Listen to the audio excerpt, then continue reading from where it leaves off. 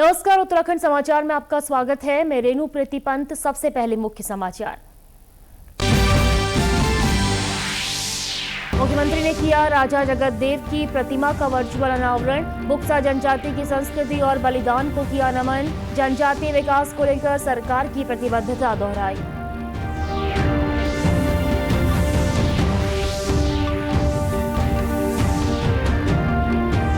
अल्मोड़ा में सड़क सुरक्षा को लेकर बड़ा फैसला। 20 दिन में दुर्घटना संभावित क्षेत्रों की रिपोर्ट होगी तैयार। केंद्रीय राज्य मंत्री अजय टम्टा की अध्यक्षता में समीक्षा बैठक।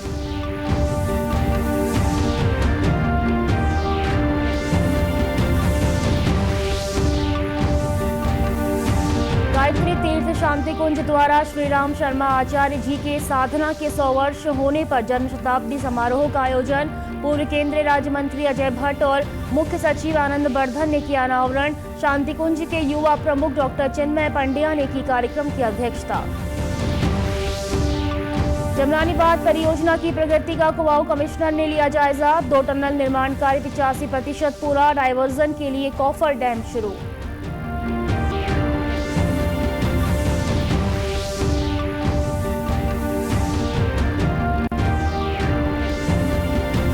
और पौड़ी गढ़वाल और टिहरी जिले में जन जन के द्वार पहुंची जन जन की सरकार। प्रशासन और जनप्रतिनिधियों ने मौके पर सुनी ग्रामीणों की समस्याएं। कई मामलों में शिकायतों का तत्काल किया गया समाधान।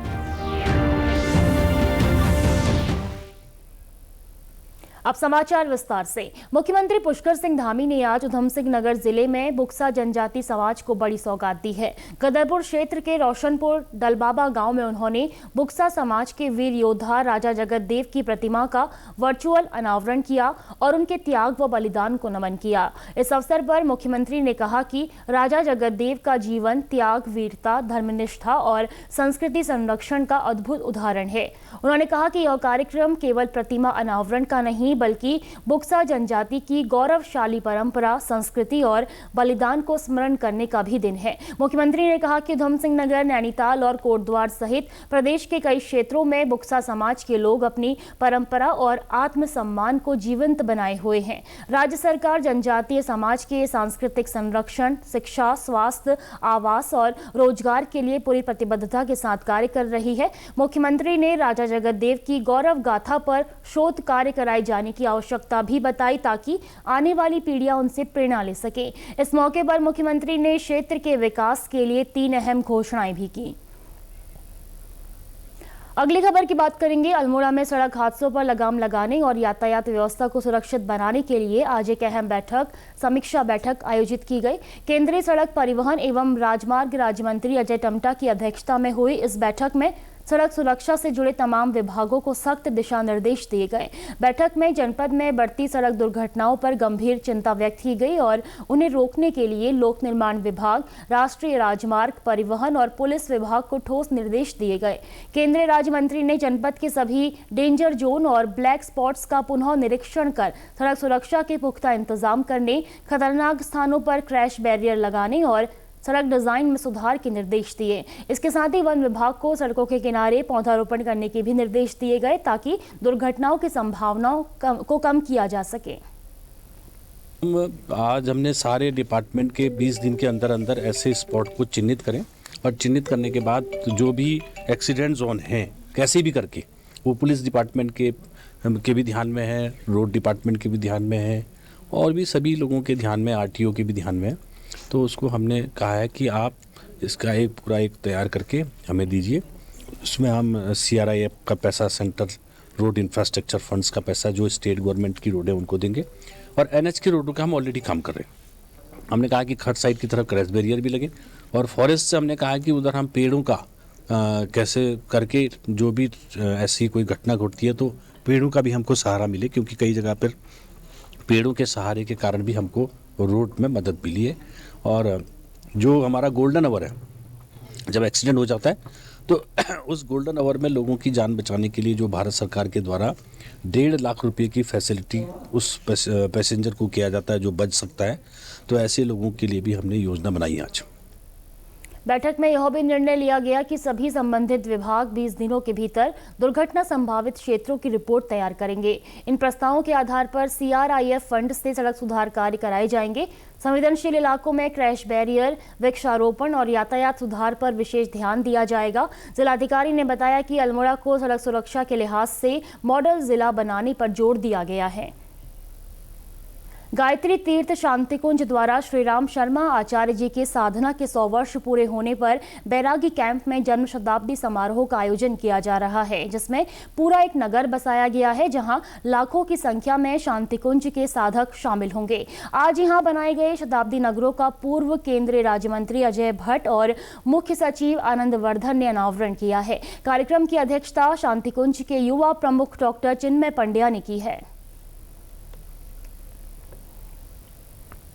बीज परम पूजनीय गुरुदेव ने बोया था, आचार्य श्री राम शर्मा जी ने, आज वो बहुत बड़ा वृक्ष बनकर देश ही नहीं विदेशों में भी खुशबू फैला रहा है और मानव मात्र के लिए, मानव जाति के लिए, प्राणी मात्र के लिए एक छाया बन चुका है। इतना बड़ा आयोजन हरिद्वार में हो रहा है, अद्भुत। जिस तरह से कुंभ में होता है उससे भी ये कम नहीं है, मैंने आज देखा है। इस समारोह में सम्मिलित होने का जो सौभाग्य प्राप्त हुआ है मुझे, उसके लिए मैं डॉक्टर चिन्मय पांड्या को धन्यवाद देना चाहूँगा। ऐसे समारोह और इस तरह के आयोजन हमें अपने कर्तव्य, अपने मूल्य, अपने संस्कारों के प्रति सजग करते हैं और ये सौभाग्य की बात है कि ये हरिद्वार इस तपस्थली में ये आयोजन हो रहा है। जो 3 सौभाग्य की धाराएं हैं, वंदनीय माता जी के धरती पर अवतरण के 100 वर्ष, पूज्य गुरुदेव की साधना के 100 वर्ष, अखंड दीपक के प्रज्वलन के 100 वर्ष और उसकी प्रतीक्षा गायत्री परिवार ही नहीं बल्कि भारत के सभी आध्यात्मिक संगठन वर्षों से कर रहे थे। उस क्रम में आज जो ये वसंत पंचमी का महोत्सव है, उसकी सबसे महत्वपूर्ण कड़ी रखी गई। ऋषि क्षेत्र, साधना क्षेत्र का अनावरण हुआ।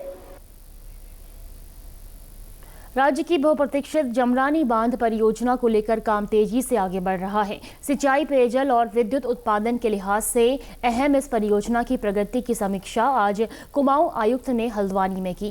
नैनीताल जिले के हल्द्वानी स्थित कैंप कार्यालय में कुमाऊं कमिश्नर दीपक रावत ने बहुउद्देशीय जमरानी बांध परियोजना के निर्माण कार्यों की समीक्षा बैठक की। बैठक में परियोजना के महाप्रबंधक ने जानकारी दी कि जमरानी बांध में 2 टनल निर्माण कार्य करीब 85% तक पूरा कर लिया गया है। इसके साथ ही नदी के पानी के डायवर्जन के लिए 2 कॉफर डैम का कार्य भी शुरू कर दिया गया है। इरिगेशन सिस्टम हल्द्वानी के अंदर है, जो पुरानी नहरें हैं, इसमें गौला पार का भी है और गौलावार का भी है।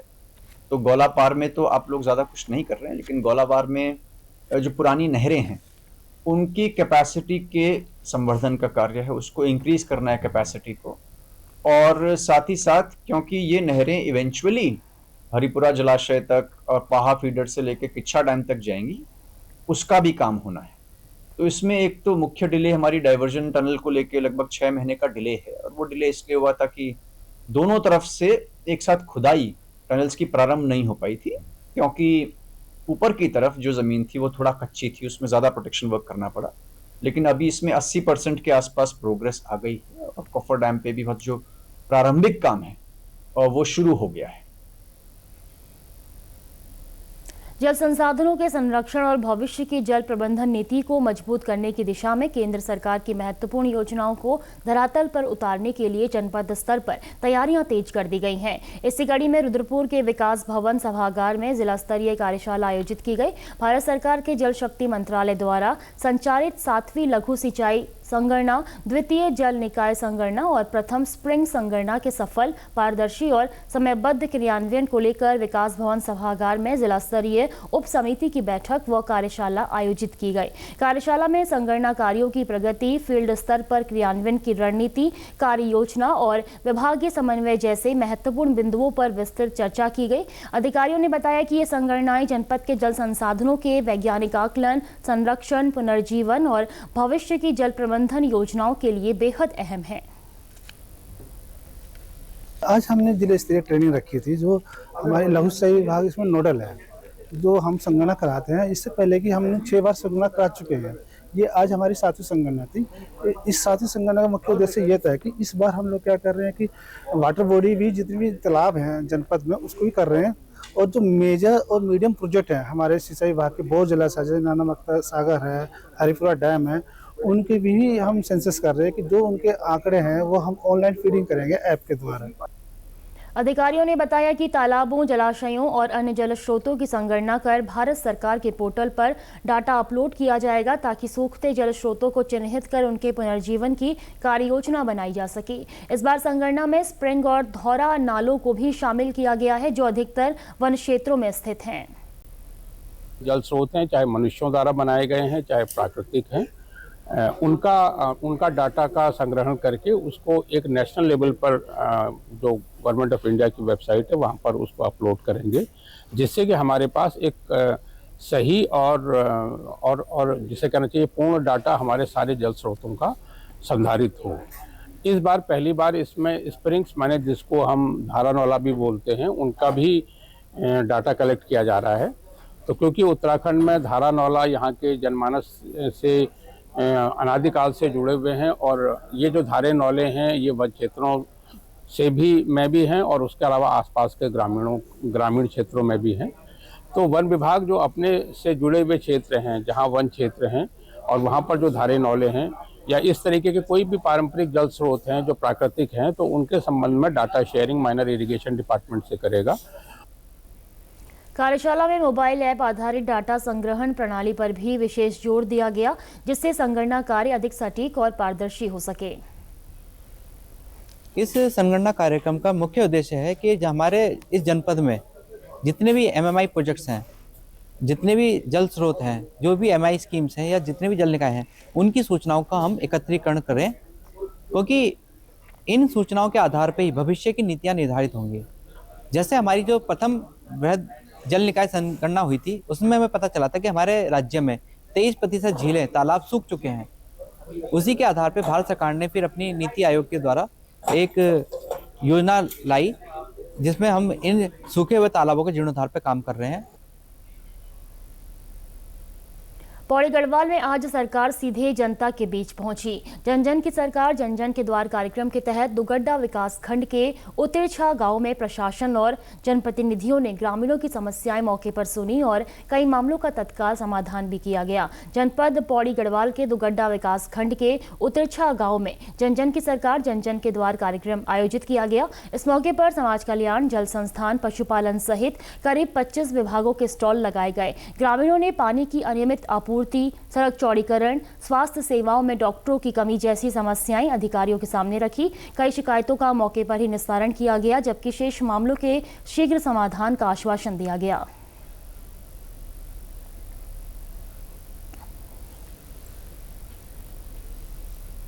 लोगों ने लगभग 350 के लगभग लोगों ने विभिन्न योजनाओं से इसमें लाभ लिया है, जिसमें लोगों ने अपना स्वास्थ्य परीक्षण कराया है, अपना समाज कल्याण की योजनाओं का लाभ लिया है। इसी प्रकार जो हमारे ग्राम विकास विभाग है उसकी योजनाओं का लाभ लिया है, बाल विकास विभाग की योजनाओं का लाभ लिया है। तो एक बहुत ही सफल कैंप यहाँ पे आयोजित हुआ है और इसमें हमने कोशिश की है कि जो भी समस्याएं, शिकायतें हमारे पास आई हैं उनका हमारे जो विभाग हैं वो उनका निस्तारण करें। 7-8 गाँव हैं जिनमें सुंदर सैलानी है और उनका स्मृति द्वार कहीं नहीं है। हम चाहते हैं कि गांव में कहीं पर भी स्मृति द्वार बने, उसमें जो है इन लोगों का नाम अंकित किया जाए जिन लोगों ने इतना संघर्ष करके आज़ादी के लिए लड़ाई लड़ी है। सब सारे गांव व ग्रामवासी यहाँ एकत्रित हुए हैं। मैं यहाँ मेरे बच्चे का अन्नप्राशन व महालक्ष्मी किट भी प्राप्त हुई है। तो यहाँ मतलब अलग अलग जगह से डॉक्टर आ रखे हैं। मतलब सरकार की तरफ से अच्छी योजना व अच्छा लाभ प्राप्त हुआ है। जिलाधिकारी टिहरी नीतिका खंडेलवाल की अध्यक्षता और हिंडोला खाल देवप्रयाग के ब्लॉक प्रमुख विनोद बिष्ट की उपस्थिति में जन जन की सरकार जन जन के द्वार कार्यक्रम के तहत आज बहुउद्देशीय शिविर का आयोजन किया गया।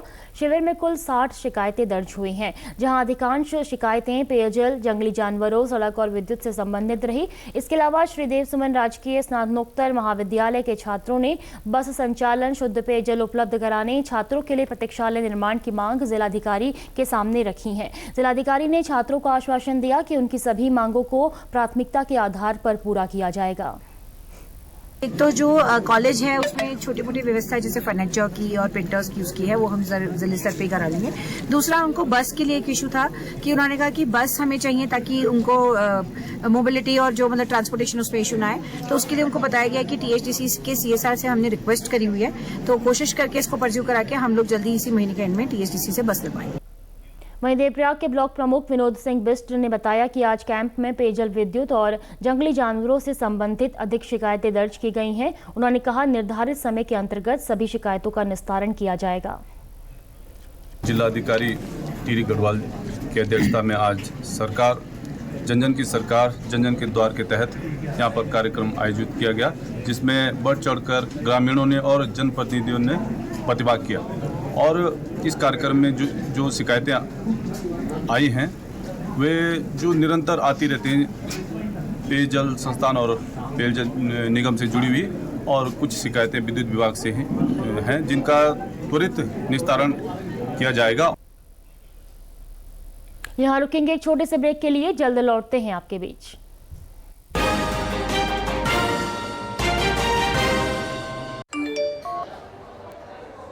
वीडियो लाइक करने के पैसे मिलेंगे?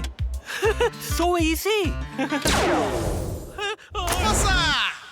अनजान लिंक्स पर क्लिक मत कीजिए। आरबीआई कहता है जानकार बनिए, सतर्क रहिए। क्यूआर कोड स्कैन करो, 5000 का कैशबैक पाओ। वाह, दिन बन गया। यूपीआई पिन एंटरिंग सिर्फ पैसे भेजने के लिए है। आरबीआई कहता है जानकार बनिए, सतर्क रहिए।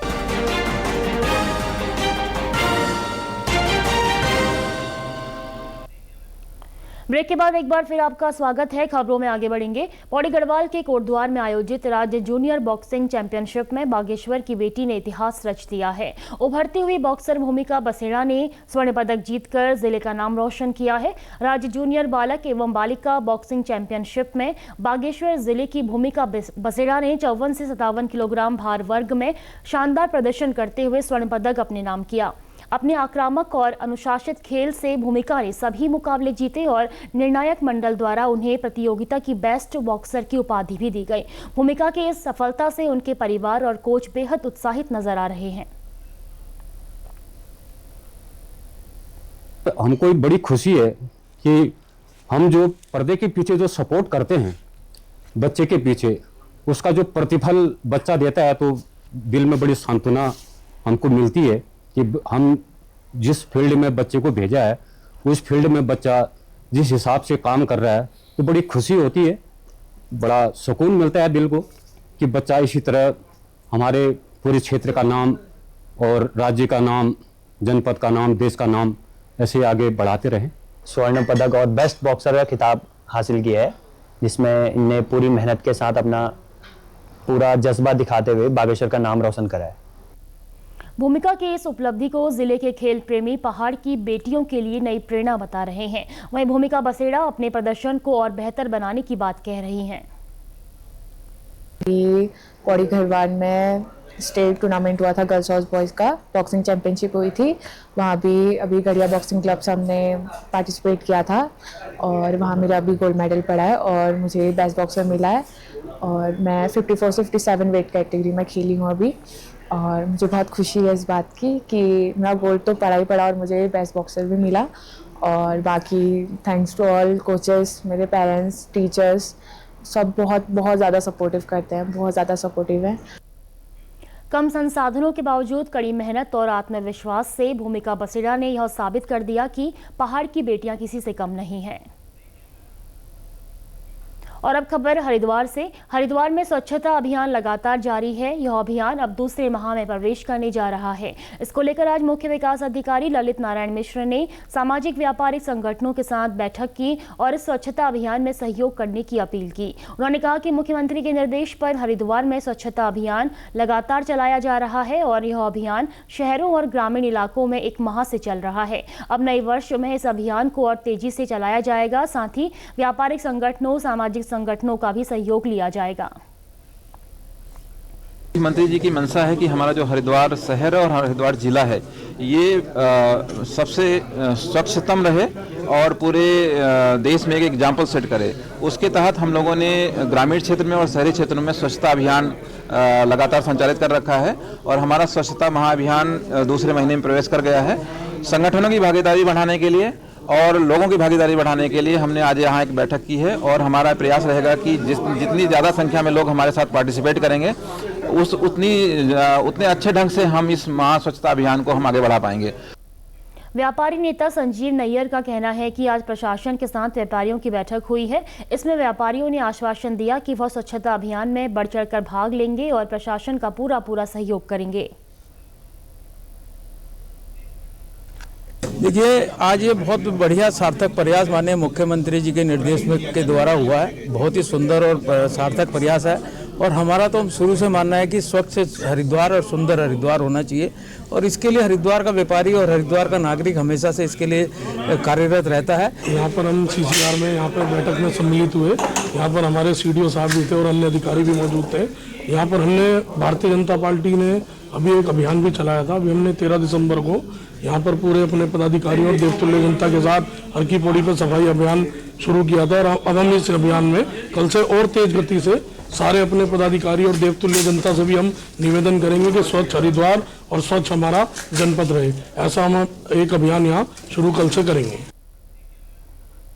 मसूरी में शहीद स्थल पर पिछले 13 दिनों से चल रहा पटरी व्यापारियों का धरना आखिरकार समाप्त हो गया है। धरना समाप्त होने की बड़ी वजह पालिका अध्यक्ष मीरा सकलानी का हस्तक्षेप और संवाद रहा। पालिका अध्यक्ष मीरा सकलानी स्वयं धरना स्थल पर पहुंची और पटरी व्यापारियों से बातचीत कर उनकी समस्याएं सुनी। वहीं धरना समाप्त कराने में कैबिनेट मंत्री गणेश जोशी के प्रयासों को भी महत्वपूर्ण माना जा रहा है। उनके सहयोग से प्रशासन और पटरी व्यापारियों के बीच बातचीत का रास्ता निकला। पालिका अध्यक्ष ने साफ कहा कि माल रोड पर पटरी नहीं लगेगी, लेकिन नियमों के अनुसार पात्र पटरी व्यापारियों को स्थायी और सुरक्षित स्थान पर व्यवस्थित किया जाएगा। पटरी व्यापारियों के अध्यक्ष रामकिशन राय ने बताया कि पालिका अध्यक्ष के आश्वासन के बाद धरना समाप्त किया गया है। इसके साथ ही अगली टाउन बिल्डिंग कमेटी की बैठक में व्यापारियों की बात रखी जाएगी।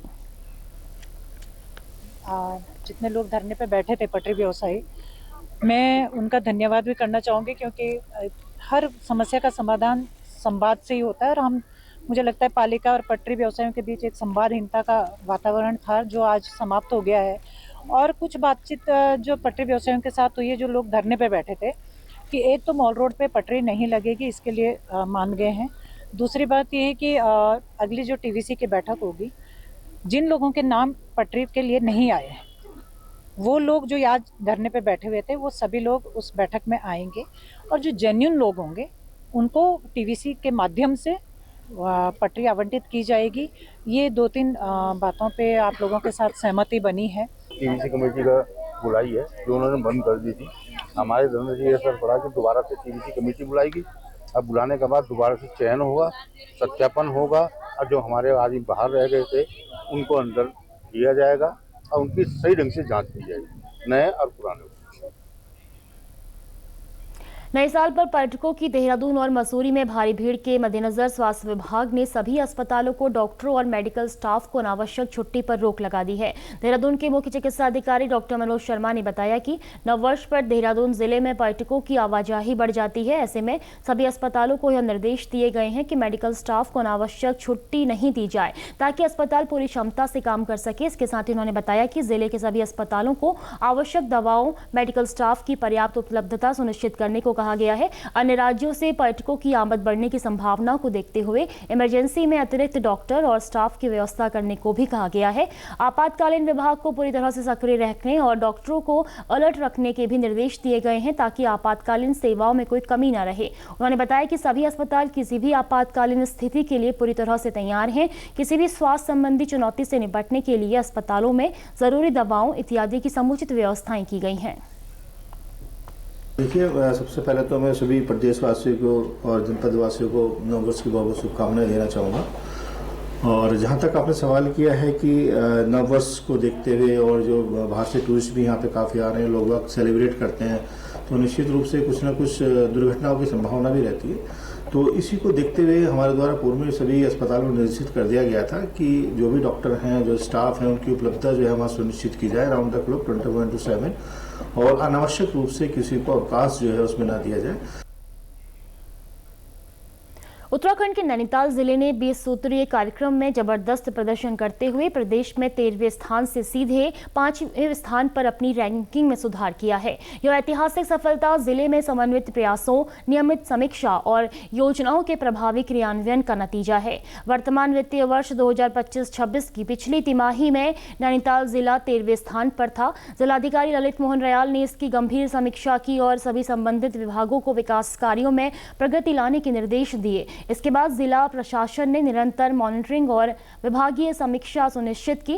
त्रैमासिक आंकड़ों के अनुसार स्वास्थ्य विभाग, वन विभाग सहित कुल 6 विभागों का प्रदर्शन बी श्रेणी में रहा। वहीं जल जीवन मिशन और प्रधानमंत्री मातृत्व वंदना योजना जैसी महत्वपूर्ण योजनाओं ने भी बेहतर प्रगति करते हुए जिले को बी श्रेणी में स्थान दिलवाया। जल विभाग के आंकड़ों के मुताबिक विगत इस क्वार्टर में, नवंबर वाले क्वार्टर में हमारा जनपद नैनीताल है वो 13वें स्थान से 5वें स्थान पर प्रोग्रेस कर गया है। कुछ विभाग है जैसे चिकित्सा स्वास्थ्य विभाग, उसमें वैक्सीनेशन, इंस्टीट्यूशनल डिलीवरी वगैरह की 6 मदें हैं जो अभी बी श्रेणी में प्रदर्शित हो रही हैं। वन विभाग के वृक्षारोपण और कवर्ड एरिया की 2 मदें हैं जिनमें बी श्रेणी में है। तो इसमें लगातार प्रयास जारी हैं और विभागों से इसमें निर्देश दिए गए हैं कि इस क्वार्टर में सारे लक्ष्यों को पूरा करके अपेक्षित सुधार लाए। प्रदेश के समाचारों में बस इतना ही। चलते चलते मुख्य समाचार एक बार फिर। मुख्यमंत्री ने किया राजा जगतदेव की प्रतिमा का वर्चुअल अनावरण। बुक्सा जनजाति की संस्कृति और बलिदान को किया नमन। जनजातीय विकास को लेकर सरकार की प्रतिबद्धता दोहराई।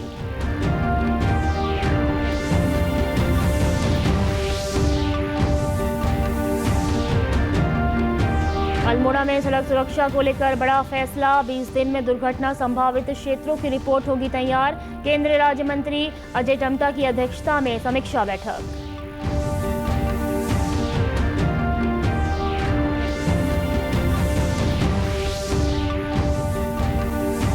गायत्री तीर्थ शांति कुंज द्वारा श्री राम शर्मा आचार्य जी के साधना के 100 वर्ष होने पर जन्म शताब्दी समारोह का आयोजन। पूर्व केंद्रीय राज्य मंत्री अजय भट्ट और मुख्य सचिव आनंद वर्धन ने किया अनावरण। शांति कुंज के युवा प्रमुख डॉक्टर चिन्मय पंड्या ने की कार्यक्रम की अध्यक्षता। जमरानी बांध परियोजना की प्रगति का कुमाऊं कमिश्नर ने लिया जायजा। 2 टनल निर्माण कार्य 85% पूरा। डायवर्जन के लिए कॉफर डैम शुरू।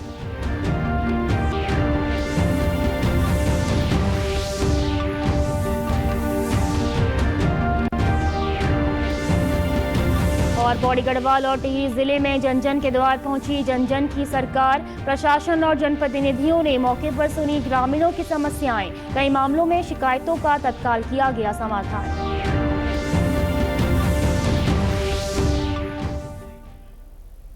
प्रदेश से जुड़ी अपडेट्स के लिए आप हमसे सोशल मीडिया के माध्यम से भी जुड़ सकते हैं। हमारा एक्स हैंडल है DD_News_देहरादून। हमारा फेसबुक पेज है DD News उत्तराखंड। हमारे YouTube channel DD News Uttarakhand को आप सब्सक्राइब करें और हमारे Instagram page DD News Uttarakhand को भी फॉलो करें।